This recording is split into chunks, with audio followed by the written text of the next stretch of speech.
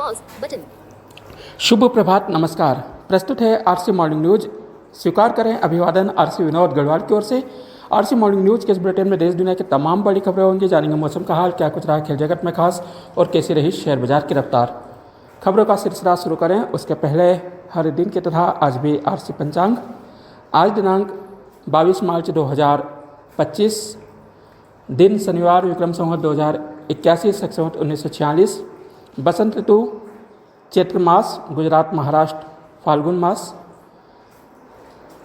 कृष्ण पक्ष, अष्टमी तिथि, राहु काल प्रातः 9:43 से प्रातः 11:14, सूर्यास्त शाम को 6:39।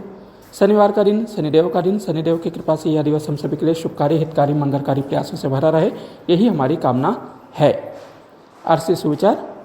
आप बीते हुए कल को नहीं बदल सकते हैं, किंतु आने वाले कल को जरूर बदल सकते हैं। आज विश्व जल दिवस है। जल ही जीवन है। जल को संरक्षित करके इस अमूल्य धरोहर को संजोएं। समय हो गया है उन तमाम बड़ी खबरों को जानने का जो दिन भर रही सुर्खियों में। कल कर्नाटक विधानसभा में जमकर हंगामा हुआ। कर्नाटक सरकार द्वारा मुसलमानों को सरकारी ठेके में 4% आरक्षण देने संबंधी विधेयक पेश किया गया। बीजेपी विधायकों ने बिल की कॉपियां फाड़कर विधानसभा अध्यक्ष की ओर फेंकी, जिससे विधानसभा अध्यक्ष नाराज हो गए। विधानसभा अध्यक्ष ने विधानसभा के अंदर मार्शल बुलवाए और 18 बीजेपी विधायकों को बाहर कर दिया। न केवल बाहर किया बल्कि पूरे 6 महीनों के लिए उन्हें विधानसभा से सस्पेंड भी कर दिया गया है। इतना ही नहीं, उन्हें किसी भी समिति की बैठक में भाग लेने से भी प्रतिबंधित किया गया है। हंगामे के बीच ही विधानसभा ने मुसलमानों को सरकारी ठेकों में 4% आरक्षण देने संबंधी विधेयक पारित कर दिया। इसके साथ ही मुख्यमंत्री, मंत्री और सभी विधायकों के वेतन 100% बढ़ाए जाने संबंधी प्रस्ताव भी पारित किया गया। इधर मध्य प्रदेश विधानसभा में भी जमकर हंगामा हुआ। विपक्ष के विधायक अभय मिश्रा ने अपने और अपने बेटे के ऊपर गलत प्रकरण दर्ज करने का मुद्दा उठाया, जिस पर गृह राज्य मंत्री नरेंद्र शिवाजी पटेल भावुक हो उठे। वे विधानसभा में फपक कर रोने लगे। उन्होंने विधानसभा से ही संबंधित थाने के टीआई को सस्पेंड करने की घोषणा की। साथ ही साथ इस मामले की उच्च स्तरीय जांच कराने की भी बात कही है। वहीं उन्होंने कहा कि मेरे बेटे पर भी झूठा केस दर्ज किया गया है। वहीं कांग्रेस विधायक जयवर्धन सिंह के एक प्रश्न के जवाब में सामाजिक न्याय अधिकारिता मंत्री नारायण सिंह कुशवाहा ने जानकारी दी कि मध्य प्रदेश में विकलांगजनों के 37,000 पद रिक्त हैं। केवल शिक्षा विभाग में ही 5,711 पद रिक्त हैं, जबकि ऑनलाइन पोर्टल पर 9 लाख से अधिक दिव्यांग रजिस्टर्ड है। सरकार भर्ती करने के लिए प्रक्रिया चला रही है। इधर मध्य प्रदेश के शहडोल में पुलिस पर हमला किया गया है। सराफा व्यापारी पर गोलीकांड की जांच करने के लिए पुलिस शुक्रवार की रात ईरानी बाड़ा एरिया में गई थी, जहां पर महाराजगंज पुलिस उत्तर प्रदेश पहले से ही मौजूद थी। उसने यूसुफ अली नामक आरोपी को गिरफ्तार किया था। इसी दौरान ग्रामीणों ने पत्थरबाजी कर दी। वहीं सराफा व्यापारी पर गोलीकांड के सिलसिले में पुलिस फिरोज अली के घर पहुंची, जहां पर बाइक के संबंध में जानकारी ली जा रही थी। इसी दौरान फिरोज अली ने और अन्य ग्रामीणों ने पुलिस के साथ धक्का मुक्की की। संकड़ी गली होने के कारण पुलिस वाहन नहीं जा सका था। वीरभद्र नामक पुलिस कांस्टेबल पहुंचा, उसके साथ गाली गलौज हुई। बाद में अन्य पुलिसकर्मी पहुंचे। पत्थरबाजी में महिला कांस्टेबल सरिता आशीष तिवारी सहित 3 पुलिसकर्मी घायल हुए हैं। एसपी ने बताया कि 18 लोगों के विरुद्ध एफआईआर दर्ज की गई है। मामले की जांच की जा रही है। इधर उत्तर प्रदेश के मुख्यमंत्री योगी आदित्यनाथ ने अयोध्या पहुंचकर रामलला और हनुमानगढ़ी के दर्शन किए। दर्शन के बाद उन्होंने कहा कि यदि राम जी के लिए सत्ता गंवानी भी पड़ी तो कोई परवाह नहीं है। उत्तर प्रदेश में अब उपद्रव नहीं बल्कि उत्सव मनाए जा रहे हैं। उत्तर प्रदेश की कानून व्यवस्था चाक चौबंद कर दी गई है। कोई भी उपद्रवी अब यहाँ पर उपद्रव नहीं मचा सकता है। इधर दिल्ली विधानसभा में करारी हार के बाद आम आदमी पार्टी की कल संसदीय समिति की बैठक हुई, जिसमें कई महत्वपूर्ण फैसले लिए गए। दिल्ली के पूर्व उप मुख्यमंत्री मनीष सिसोदिया को पंजाब का प्रभारी बनाया गया है। वहीं गोपाल राय के स्थान पर दिल्ली आप प्रभारी सौरभ भारद्वाज को बनाया गया है। गोपाल राय को गुजरात का प्रभारी नियुक्त किया गया है। वहीं गोवा और छत्तीसगढ़ में भी नए प्रभारी नियुक्त किए गए हैं। इनके साथ कई सह प्रभारी भी बनाए गए हैं। मनीष सिसोदिया के साथ सत्येंद्र जैन को पंजाब का सह प्रभारी बनाया गया है। गुजरात में पार्टी को नए सिरे से मजबूती प्रदान करने के लिए गोपाल राय को बड़ी जिम्मेदारी दी गई है। इधर दिल्ली हाई कोर्ट के जज यशवंत वर्मा के घर से मिले केस पर नया मोड़ आ गया है। कई मीडिया खबरों में जानकारी मिली थी कि दिल्ली हाई कोर्ट के जज यशवंत वर्मा के घर होली की छुट्टी के दौरान बंगले पर आग लग गई थी।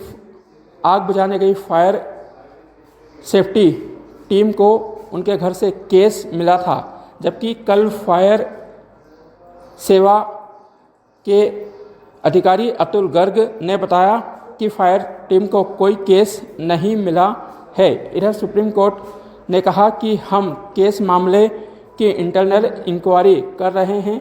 उनका ट्रांसफ़र इलाहाबाद कोर्ट किया गया था, जिसका इंटरनल इंक्वायरी से कोई लेना देना नहीं है। वहीं Allahabad high court bar association ने कहा कि हमें क्या कूड़ादान समझ रखा है। Allahabad high court bar association ने एक प्रस्ताव पारित कर यशवंत वर्मा के घर केस मिलने का दावा किया था। मामले की जांच की जा रही है। वहीं उत्तर प्रदेश में 3 मार्च को हुई मर्चेंट नेवी अफसर सौरभ की हत्या की जांच में अब उत्तर प्रदेश पुलिस हिमाचल प्रदेश और उत्तराखंड का दौरा करेगी। उत्तर प्रदेश पुलिस मुस्कान और साहिल को लेकर शिमला जाएगी। बताया जा रहा है कि सौरभ की हत्या कर 4 टुकड़े करने के बाद मुस्कान और साहिल नामक आरोपी ने मेरठ से 15 दिनों के लिए टैक्सी बुक की थी। ये हिमाचल प्रदेश के शिमला, मनाली और कसोल गए थे। पुलिस जहां जहां मुस्कान और साहिल रुके थे, उन सभी स्थानों पर जाकर पूछताछ करेगी। वहीं कर्नाटक के बेंगलोर में राष्ट्रीय स्वयंसेवक संघ की 3 दिवसीय प्रतिनिधि सभा की बैठक शुरू हुई। पहले दिन पूर्व प्रधानमंत्री डॉक्टर मनमोहन सिंह, तबला वादक जाकिर हुसैन और आरएसएस के कई दिवंगत कार्यकर्ताओं को श्रद्धांजलि समर्पित की गई। वहीं कार्यवाहक संचालक CR मुकुंद ने मणिपुर हिंसा पर चिंता भी जाहिर की है। आपको बता दें, आरएसएस के 100 वर्ष पूरे होने के उपलक्ष्य में मंथन किया जा रहा है। इसमें बांग्लादेश में हो रहे हिंदू उत्पीड़न, संघ के विस्तार, सामाजिक कार्यों के विस्तार सहित कई महत्वपूर्ण कार्यक्रम संबंधी प्रस्ताव पारित किए जाएंगे। संघ के 100 वर्षों की यात्रा पर भी मंथन किया जाएगा। संघ के लगभग 1500 कार्यकर्ता और पदाधिकारी इस प्रतिनिधि सभा में भाग ले रहे हैं। इधर ऑक्सफोर्ड यूनिवर्सिटी ने वर्ल्ड हैप्पीनेस इंडेक्स जारी किया है। भारत 118वें स्थान पर पहुंच गया है। भारत से खुशहाल पाकिस्तान और नेपाल हैं। नेपाल 147 देशों की सूची में 92वें स्थान पर है, जबकि पाकिस्तान 112वें स्थान पर है। भारत ने पिछले वर्ष के मुकाबले 8 पायदानों का सुधार किया है। भारत पिछले साल 126वें स्थान पर था, जबकि लगातार फिनलैंड 8वीं बार दुनिया का सबसे खुशहाल देश बना हुआ है। वहीं सबसे दुखी देश अफगानिस्तान है, जिसका स्थान 147वां है। टॉप 10 में Finland, Denmark, Norway, Sweden, Israel, Luxembourg, Mexico जैसे देश शामिल हैं। इधर केंद्रीय गृह मंत्री अमित शाह ने संसद के बजट सत्र में गृह मंत्रालय से जुड़े कामकाज की जानकारी दी। उन्होंने पिछली सरकार पर हमला बोलते हुए कहा कि हमें आतंकवाद, पूर्वोत्तर में उग्रवाद और नक्सलवाद विरासत में मिला था, किंतु पिछले 10 सालों में बहुत कुछ बदला है। अब हम आतंकवाद से आंख मिलाकर बात करते हैं। जम्मू कश्मीर में आतंकी घटनाओं से मृतकों की संख्या में 70% तक कमी आई है। अब आतंकवादियों की दोनों आंखों के बीच हम गोली मार देते हैं। उन्होंने 31 मार्च 2026 नक्सल मुक्त भारत के लिए डेडलाइन भी घोषित की है। आपको बता दें 4 अप्रैल तक बजट सत्र होगा। इसमें कई महत्वपूर्ण विधेयक पेश किए जा रहे हैं। ईद के बाद वक्त संशोधन बिल पेश किया जा सकता है। इधर बिहार विधानसभा में मुख्यमंत्री द्वारा राष्ट्रगान का अपमान किए जाने के मुद्दे पर जमकर हंगामा हुआ।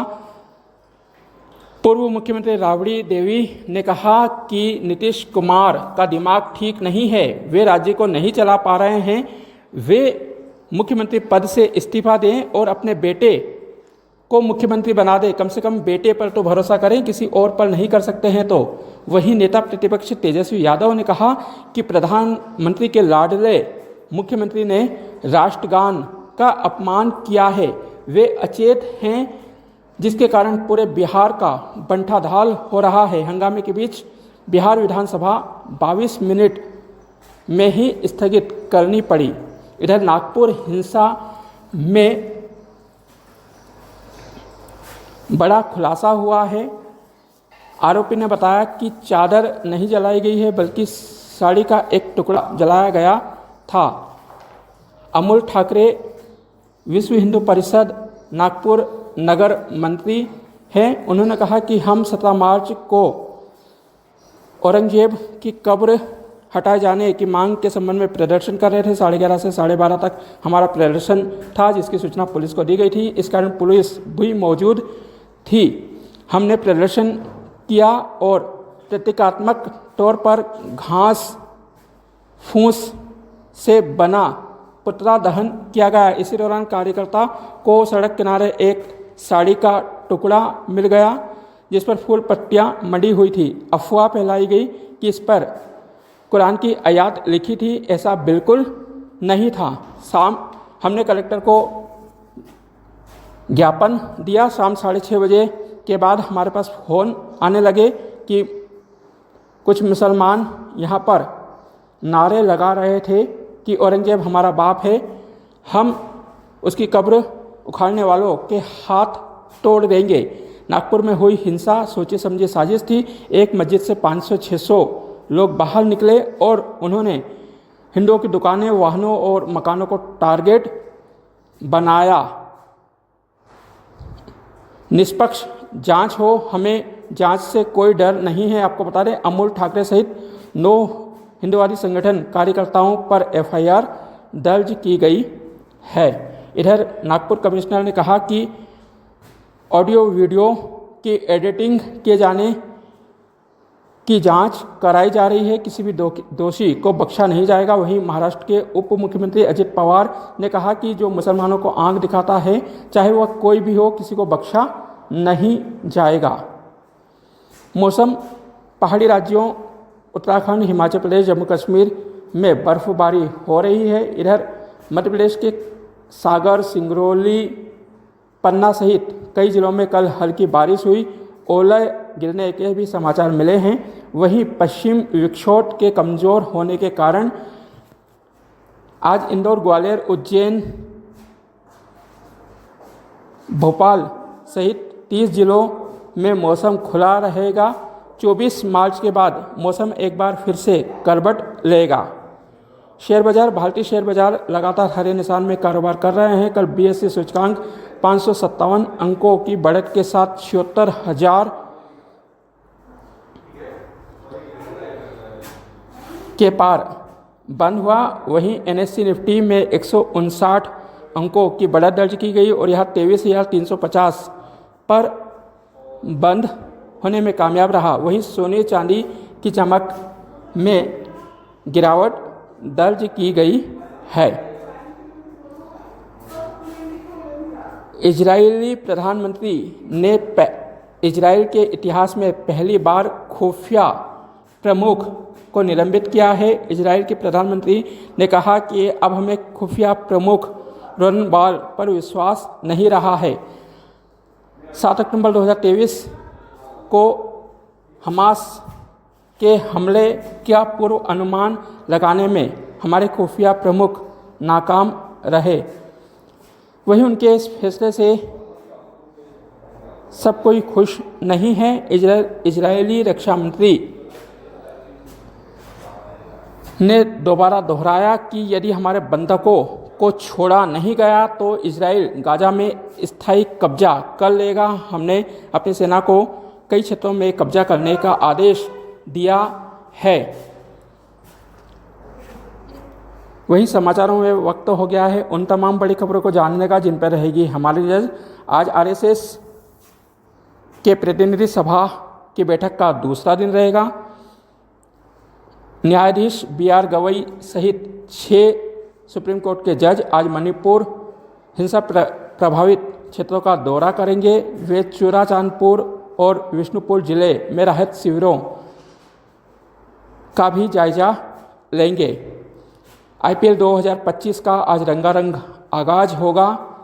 श्रद्धा कपूर सहित कई फिल्मी हस्तियां परफॉर्मेंस देगी। पहला मुकाबला बेंगलुरु और कलकत्ता के बीच खेला जाएगा। मध्य प्रदेश विधानसभा के हंगामेदार रहने की संभावना है।